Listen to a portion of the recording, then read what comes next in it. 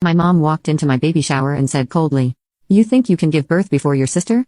Never, the only real grandchild is hers." Then, she lifted her foot toward my stomach. I curled up in pain as my sister sipped her wine and smirked. "No one needs an unwanted child in this family, right?" Then, a low voice came from behind, their faces turned pale.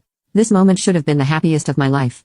I'm a marketing director at a prestigious advertising agency, living in a penthouse on the Upper East Side overlooking Manhattan. I'm in my second year of marriage to James, an executive at an IT startup, and now I'm carrying our much-anticipated first child. I'm 7 months pregnant, and my doctor has given me a clean bill of health. Last weekend, James and I went to the baby department at Bergdorf Goodman, and bought a tiny Chanel cardigan. "Emily, our baby will grow up to be as gentle and beautiful as you are," he said. His words brought tears to my eyes.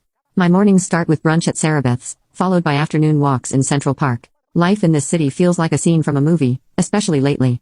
With my morning sickness subsiding, I've been enjoying peaceful days. But there's one shadow looming over this happiness: my mother, Diana Spencer.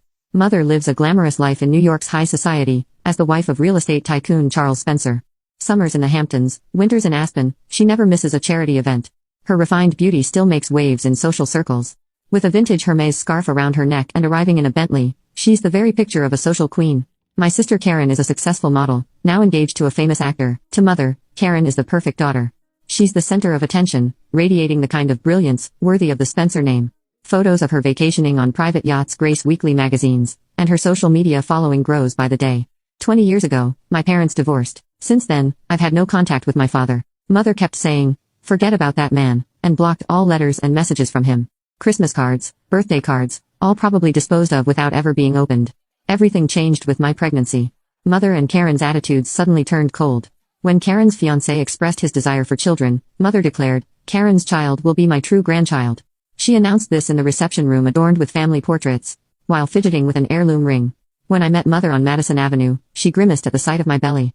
"You always disappoint me," she said. Her words cut through the silence of the luxury boutique like ice. Next week, I'm hosting a baby shower at the Plaza Hotel, 30 guests. It should be a time filled with warm blessings. The grand ballroom on the 3rd floor is already prepared, with champagne and mocktails, and a gender reveal cake has been specially ordered. The baby book will soon be filled with blessing messages from cherished guests. But there was an ominous air about the RSVPs from Mother and Karen. Their responses, written on expensive stationery, seemed to contain hidden thorns.